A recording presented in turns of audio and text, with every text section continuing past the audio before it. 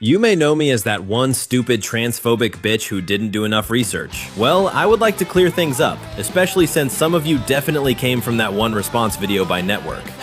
Here we go. 1. I am not exactly transphobic like many have stated. I have a non-binary/trans friend. I just don't support non-binary people and trans peeps due to personal struggles and trauma, which does not mean I hate them enough to class me as transphobic. 2. No, the video was not satire, unfortunately for some. That was my genuine opinion. 3. On the grape bit, I was only trying to express awareness. People can and will get graped by trans people in public bathrooms, and I have unfortunately seen many people class it as, but it's okay because they're the same gender, instead of reporting it to the police, most likely out of fear. And no, I was not saying all trans grape others. 4. People were saying I used the hot take as an excuse to be transphobic. I never used this as an excuse. I knew people wouldn't like it, I just didn't think this was how others would react to it. I did also mention to scroll if you can't hear it out, and majority stayed just to leave cyberbully type comments, even if some of them weren't. Some of them seemed to be really angry, meaning they obviously ignored my heads up. 5. As for the topic on female oppression, I should have reworded that better instead of immediately jumping into the grape topic. But if some people take into consideration that female oppression has been around much longer than trans oppression, and how some females still do not have rights in some countries, then people will understand where I was coming from. And if you don't, well, say there's a transgender woman, and then there's a regular woman. They can feel a deep offense to trans women because it can feel like a woman fighting for her rights were for nothing.